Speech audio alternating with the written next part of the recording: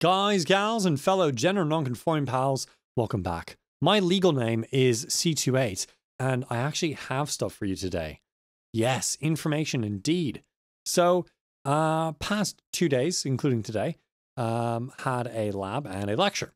So, I suppose we can go in chronological order and start with the lab. So, in the lab, we were setting up our lab session. So, you have 2 sessions throughout this course. You're going to have your final mix session, and you're going to have your lab session. Your lab session is where you apply the skills you learn in lecture first, and then it's assumed that you'll go and apply these to your final track.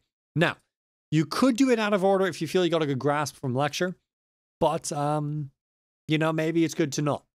I thought I had a good idea after the first lab of what I would need to do to the mix, and I rushed ahead and skipped stuff. I was like, whoa, that's a way better way of doing it after hearing what's in lecture. So the lab essentially was just setting up your session. So we're making sure we're importing audio files correctly. We have everything at the right settings for the session. It's at the right sample rate. It's at the right bit depth. Everything is set up properly for your session. And very importantly to note, we don't submit an archive of our session. We submit just the session file itself.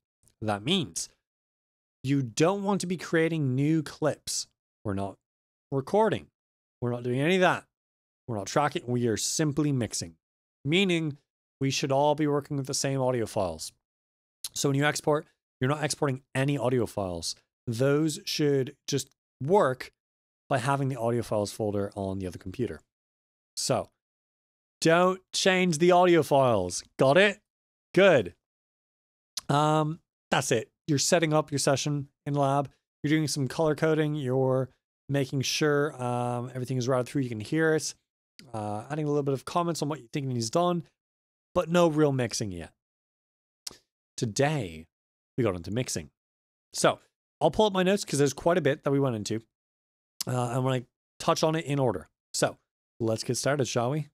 The primary topic of today was faders, pans, and filters. As you can maybe read from there, maybe not, I don't know. I seriously doubt YouTube compression will allow you to read that. It's probably not going to turn out outstanding. I don't know how people get 4K videos on YouTube, but promise you, I'm recording the best I can, uploading the best I can, but YouTube, it's just not working. Anyway, faders, pans, and filters. So, very first step of mixing is to set up the gain structure of your track. Not your track, your session. All your tracks. So we're starting with the clips. And with the clips, you want to make sure they're all at the same clip level. So when you record, you're probably going to have different levels for different clips. Different things you record have different levels of output. You want all your clips to be at the exact same peak level in your session. This will help you have a lot more control over things. Things are going to be a lot more standardized. So that looks like this. This is the process. So we start with a little plugin here. Let's see. I don't know how I'm going to put it on in frame. You know what? Here's what I'll do. We'll just cut to the entire frame being taken up by the thing.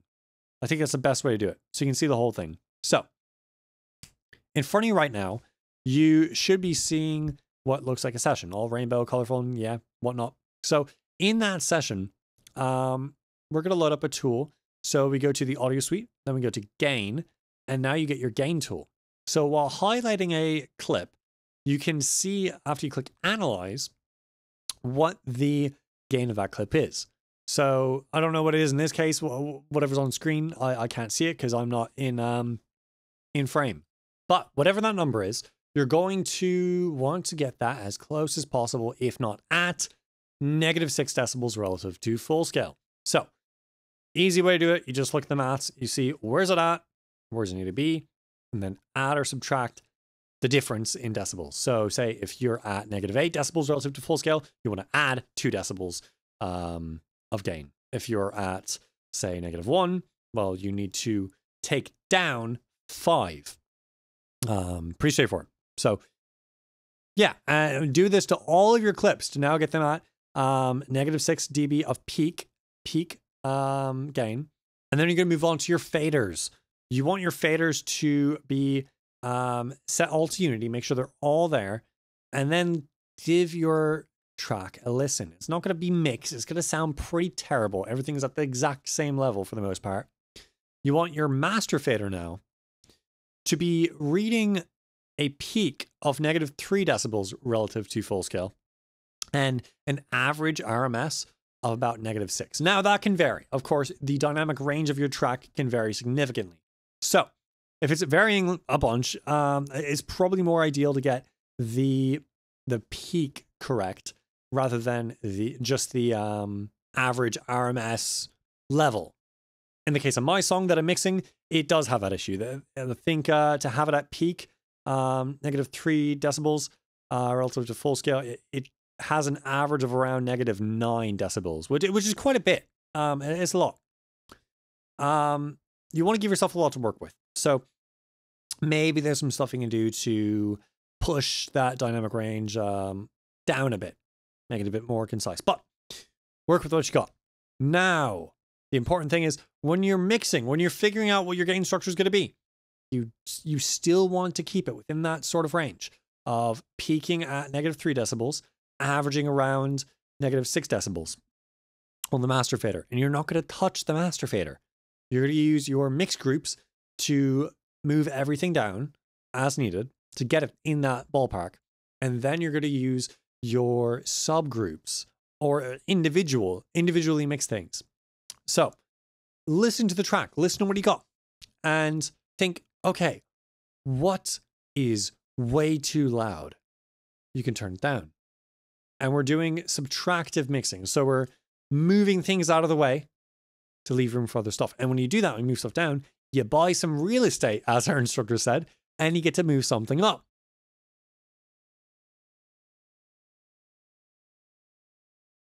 So move some stuff down, move stuff out of the way. What is intense? What's too insane? Perhaps you have like guitars are too much. Perhaps the vocals are too much. Perhaps the drums are too much. Maybe it's just the kick, just the snare. Could be whatever. Whatever is too much, move it down to where it feels like a good level. And the primary topic that we went over in regards to this is masking. So frequencies are going to compete for each other in the mix. You don't want them beating other frequencies. You want everything to be fairly represented the way you envision it or the artist envisions it. You want to have a mix that utilizes all these frequencies, doesn't have something washed out. Of course, this is obvious from just listening that, oh, that's a mix. I don't like that. If you hear everything is just like mixed at the same level, it's probably not going to sound outstanding. So again, just move out of the way, whatever you think is taking over the mix too much, and just keep doing that so you can hear something good. When something is too quiet now, you can start moving that up. But remember, you're buying real estate in decibels by moving stuff down. You can only move up at that much. And then keep looking at your master fader. Make sure that's not exceeding that peak level of -3 decibels and try to get it around -6 RMS. So right after gain in that list of stuff of we're doing gain, panning, and filters, panning. There is a stereo feel to all of this, this fun stuff of stereo audio and also immersive audio, as we have like with Dolby Atmos, 5.1, 7.1, 15 point, like whatever you want to do. Immersive stuff, you know, it's cool. You got a left and right ear for a reason, so we'll bloody use it. Instead of having everything panned dead center, move some stuff out of it. Say you got some background vocals, you can move those aside. But your primary elements need to stay right in the center. And a very interesting thing is not just your primary elements, but your low frequencies need to stay in the center. Low frequencies are omnidirectional. They go all around the frequency spectrum. So if you think about a sound like a low droning, and that's coming from somewhere, it's going to be pretty difficult to determine where that's coming from. It's just, it's ominous. It's omnidirectional. It goes everywhere. And you're going to hear it from everywhere. But if you have this high-pitched sound, like a microwave beep, you know exactly where it's coming from. It's very directional. You're like, oh, shoot, it's coming not at all from that direction. It's coming right there. That's where the microwave's at. So it's important to know that your low frequencies, they don't need to be panned. You probably don't need to pan them a whole lot, if at all. Those really low frequencies should be panned center. They'll take over the whole stereo field. It's your mid and high frequencies that you want to focus on panning all around. Now, things are going to have low end. There are going to be low end things that you might want to pan. Maybe you have atmospheric effects. All mixes are unique. Maybe there's a situation where you want to screw around with the bass doing weird stuff. You could do that. It's not illegal. You're not going to have like Avid come to your door and say, "Mix police, open the up. What did you just do? That's illegal." No, it's not going to happen. You can do whatever you want. This is just advice to help it generally sound good. So again, your low frequencies, you want to pan center, but also your main core elements of that song. That's going to be your lead vocals, your lead instrument maybe, your kick drum for sure, perhaps the hi-hat. And you could have pan your drum set across the stereo field as well. So a common thing that's done is from the drummer's perspective. So people, when they hear drums, they could like play drums. It's just a fun little quirky thing, but a lot of people do it. Is if you listen to a song that has drums and it's stereo or Atmos or whatever you want, not mono, you'll find that often it's mixed in such a way that when you hear the drum set, it's coming from where the drum should be if you're sitting at the drummer's seat, which is cool. But it adds that stereo field. I mean, when you listen to a concert, everything's mono. But, you know, when you're not at a concert, when it's not live audio, you can do some spicy, fun things. Pretty fun. And the final thing today was filtering. So filtering, of course, we're using filters. Whoa, who would have guessed? So that's your equalizers primarily you're messing with. You could use other things that mess with your timbral qualities of the sound. What is the sound made of frequency-wise per band, like what's in here.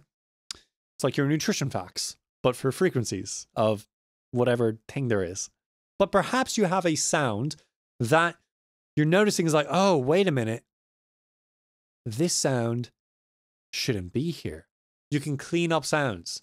Oftentimes, if you're recording, especially like a drum set, you're going to have a lot of bleed from other parts of the kit.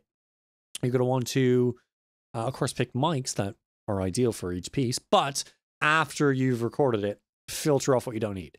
You don't need any kick in the hi-hat. You already got a mic for that. You got 1, 2, maybe 3 mics. Probably not 3, probably 2 max, but 1 to 2 mics for the kick. That's all you need. You don't need the overheads getting it. You don't need the snare getting it. You don't need the hi-hat getting it. You don't need the guitar getting it. So wherever it's present, you can just filter it off. Use a high-pass filter and get rid of that kick. And the same is true for any other instrument. Wherever you hear another instrument from a different frequency band inside of the clip for whatever instrument is playing, you should try to get rid of that. Now, do that to the point where it's not affecting the main instrument at all. You should be able to hear, oh, some ambient stuff is happening. Like I'm hearing it getting a little bit filtered like this. Hearing it getting filtered, but it's not screwing with the actual instrument I'm trying to listen to. So for example, if you're hearing like a lot of kick in your bass, which I don't know why you would, because you probably use a DI for that, direct input box. But say you did, you probably don't want to move any of it off. Any of it, because the bass is going to be where all the low end of your mix really comes from. The kick, yeah, it exists, but it's more of a transient thing. Boom, boom, boom, boom. Your bass is where all that real powerful low end is coming from. So don't get rid of it. You don't want to filter out the kick if it's in your bass, because you're going to filter out your bass. Now, you probably could filter out your kick from something like a vocal. We don't typically need that in the vocal. It'd be supported by other parts like the kick. So again, instead of using 12 different microphones to capture the kick, just use the 2. If it's present anywhere else, get rid of it. Another thing is using notch filters for surgical removal of certain elements. So I explained, if you have a sound in there that's like, that's awful, I don't like that sound. Maybe there's a high-pitched ringing out of something that it shouldn't have done that, or it just does it and you don't like it. You could find that surgically within your mix, be like, oh, it's this frequency, and drop it. Really get rid of it. Just eliminate. Get rid of that thing. Don't want it. But there's some danger that goes into that. When you use really sharp angles in your filters, you're going to lead to some sound from the equalizer plugin itself. Now, it's not from the plugin adding stuff. It's a byproduct of getting rid of it at such a sharp angle. That's why there are different dB per octave slopes you can get for your high and low pass filters. These matter. And the Q, it matters. Ideally, you use the shallowest slope possible to get the job done. If you really need to, use something steeper. But the steeper you get, there's this really weird sound. I can't quite figure out how to explain it, but here's what I'll do. I'm going to go into one of the mixes I'm currently working on for my projects, and I'm going to take, say, the... what's a good example? I'll take one of the elements, just one of them. The answer's here. It's that one. That element that you see down there. That element, I'm going to filter with a low-pass filter with different dB per octaves, but this same cutoff frequency. And you'll hear very different changes. And you'll probably notice it sounds a lot nicer on the shallower slopes than it does on the steeper slopes. Now, not just because I'm getting rid of frequencies, but like if I am to filter it off for whatever reason, it's going to sound better on those shallower slopes. So here we go. Let's pull up the sound. So here's the original.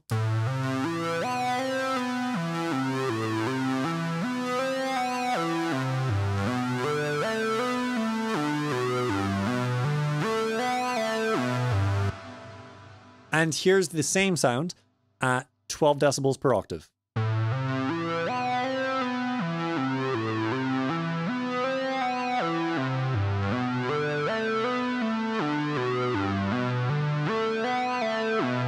Now here's the same sound at 24 decibels per octave.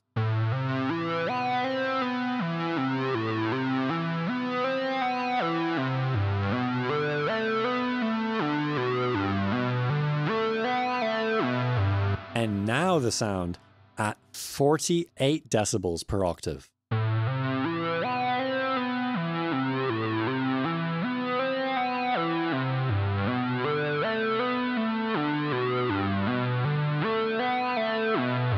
So as you can hear, there's a very big difference between the different slopes.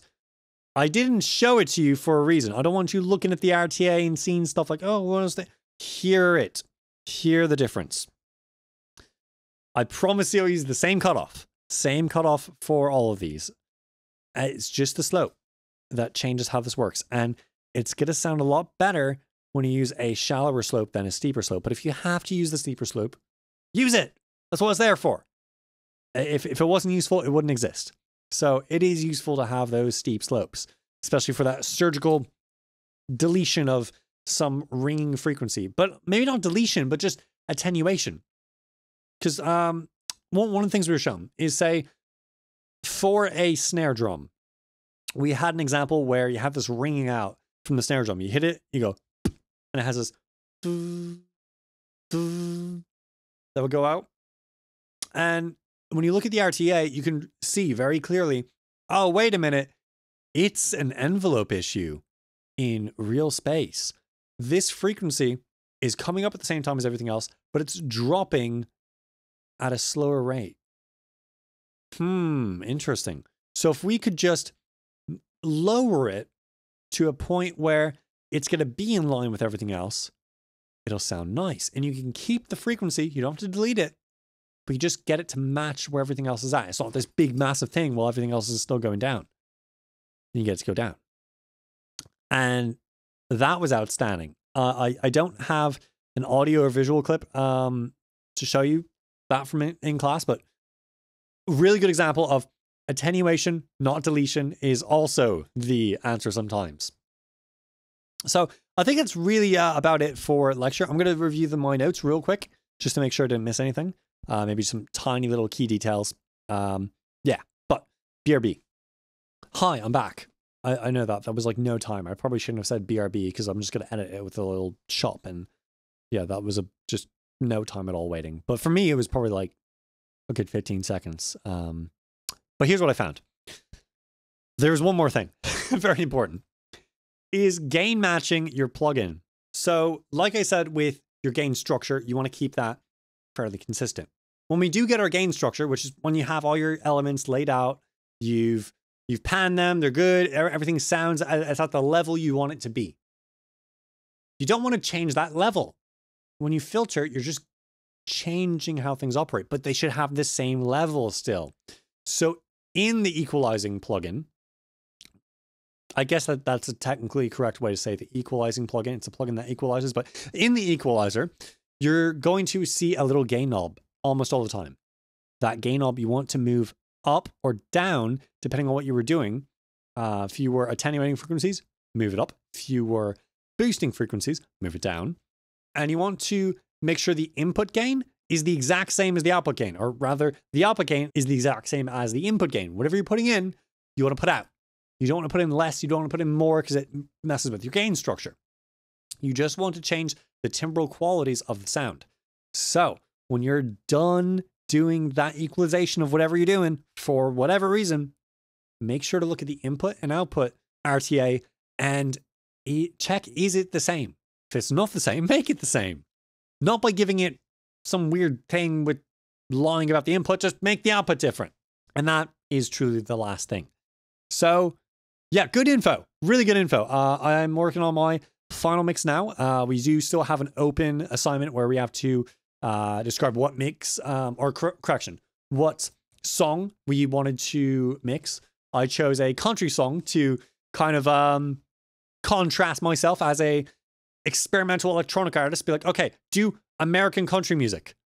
Very different. And it's actually pretty fun. It's got a bunch of really, really cool elements in it. It sounds big, larger than life, like really cool stuff. Honestly, I wouldn't be opposed to mixing some country songs. It's pretty fun. It's pretty fun, to be honest. I'm liking the song even if I don't like the music. I don't know if that makes sense, but it's like I'm making a sound that sounds good, which is what I like. Even if the song is like, meh, I don't like the song. I love the way it sounds. It's like, that's why I'm in recording arts. I don't care about your song. I care about the way your song sounds. That's what I care about. So, not to say like, if you bring a song my way and it's great, I'm just going to say that and be like, yeah, your song is trash. Get out of here. But let me make it sound good anyway. No, some songs are great. Some songs are really great. I just happen to not really like American country music a whole lot. So, but like, it sounds bloody good. It sounds really good. I just don't like that music. You know what I mean. Anyway, that's the song I picked. The country song, and I'm mixing that. So in the assignment, we're just explaining, hey, here's the song I picked, and we need 3 reference tracks that are going to be used to help us mix this song. So 3 songs that have qualities we want in the end product that are preferably from the same genre, maybe even the same artist, or if you can find it. Probably not, though. But like very similar songs to the thing you're going to mix that have qualities you like. And you just listen to that. You listen to your mix. A, B, does it sound like that? Does it sound like what you want it to sound like? Does it not? Okay, change it. And it's just like a guiding force of, okay, I want this country song to sound like Life and Death by Resin Death Pact. Okay, good. Do that. But I didn't pick that. I picked some country songs. In fact, here are the country songs that I picked. First up, I have One Thing Right by Kane Brown and Marshmello. You might notice a little bit of a quirk in that country song, and that's that it is an electronic country song. Yeah, electropop country, mixing, mending, making a cool thing. I wanted to see how would this as a reference track affect how it sounds, because I am an electronic artist. I make electronic music, but can I translate those elements into country? In this case, Marshmello did a damn good job of mixing it, so perhaps it's not too bad. At least I think Marshmello is the mixing engineer. I don't know. I don't know if Marshmello is some mixing engineer. Maybe not. Don't take my word for that. I don't know. The answer's here, by the way. That's the answer. Whether it's yes or no or some weird thing in between. I can't see it because it's digitally imposed. Again. We know.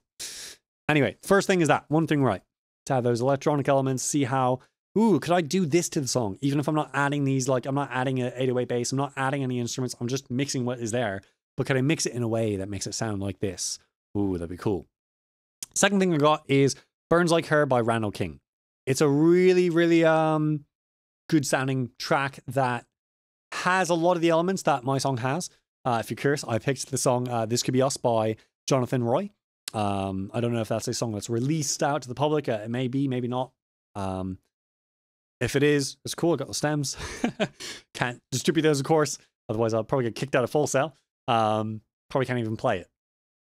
But that's the song I got. That's what I'm working with. But the song Burns Like Her has a really, really good set of vocals in it. The way they do this chorusing effect of the duetted vocals sounds great. Absolutely brilliant. And the stereo imaging on it too, it's got a large space to it. It's really nice in the way it sounds. So I like to use that to help with, okay, where should I place my instruments? How can I make this instrument sound just like significant without drowning other things out? So that song's good for that. The final song I picked is a little older. It's Drinking Problem by Midland. So Drinking Problem, I don't know. There was something about it. What did I even say? I said it was the vocal layering that I liked. I liked the bassier background vocal. Another thing was the cymbals. So a lot of the metallic elements in the other songs they're kind of muted. I don't know. They're not like present, but they're present here. So even if I move them down in the gain structure of the mix, I could still get like an idea of how to make it sound amazing, because it sounds really good. It might actually be a little bit overwhelming, but it's the metallic elements sound good. So I like to replicate that a bit. So yeah, those are my choices. I pretty much read off what I wrote. Not verbatim, but that's that with that assignment. Explaining what song you picked, the references for it, why, blah, yada, yada, yada. Next up, we're going to have a little checkup on our session, the funnel mix, to see, okay, where you at? How are things going? Essentially, we're going to upload, I think it's by week 2, midway through week 2. So pretty soon in it, halfway through the course. We upload our session to see, okay, where you at? Little benchmark. And then at the end of every week, we upload our lab sessions to gauge how those are going. We do upload after every lab session, but not everything is weighted at even 1%. Some things are weighted 0%. Just upload it, do it. And then at the end, we have weighted, I think it's 5% weighted lab grades. We do have a quiz that's coming up. I think the quiz is going on the 13th to the 14th, something like that. So looking forward to getting that knocked out. It's a decent, chunky, I think 75 questions, something like that, 35 questions. I forget what it is, but I think 75. It's like a lot, but hopefully they're pretty easy. Maybe it's like, what is an equalizer? Bruh. We'll see. That was it for Full Sail stuff, so C2A stuff. I am probably going to have to do a lot of mixing of my own stuff to understand some of these topics, and it's kind of fun.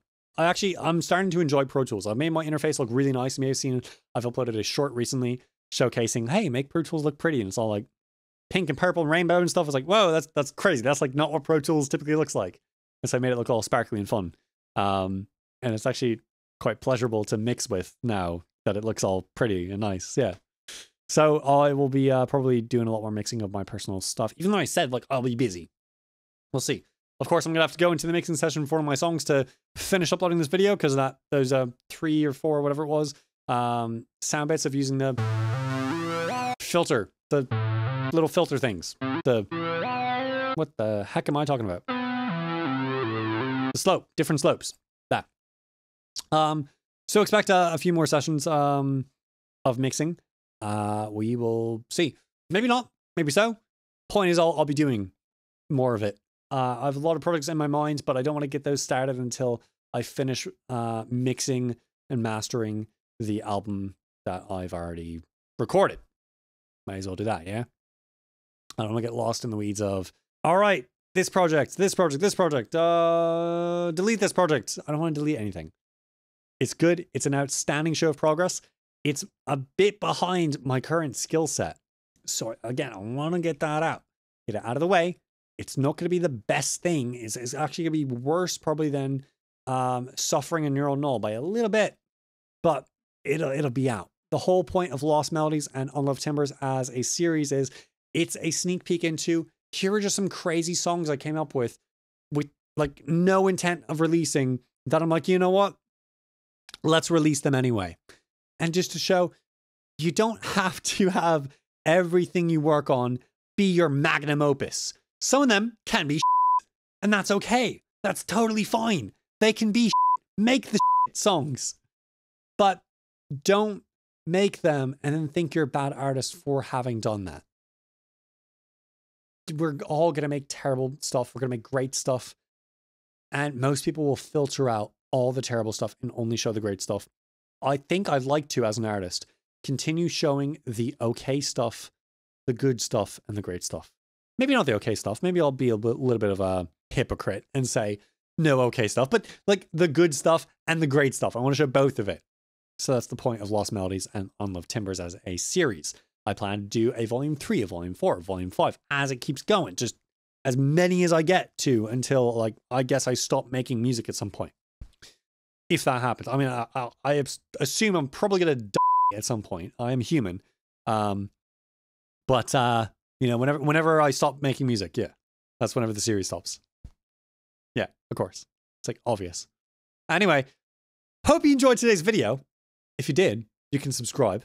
And YouTube will happily give you more content like this from myself and others. Very cool. And if you super enjoyed it, a lot, you can join. Become a Control Voltage, and you'll get access to the Discord server, early access to videos like this one, behind the scenes content, members only lives, and more as we go. I'm getting good at this outro stuff.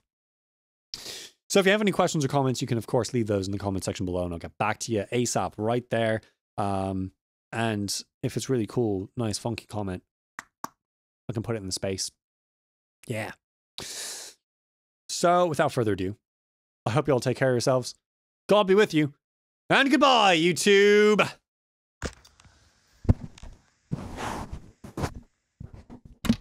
I should really think of a way to do outros better. I don't know. Just like fade to black and there's nothing. I don't know. I don't want to even do music. Maybe just like after each video log, I'll just like say what's on my mind. I don't know. I don't know what I'll do. We'll figure it out. By we, I mean me. Maybe you too. Post in the comment.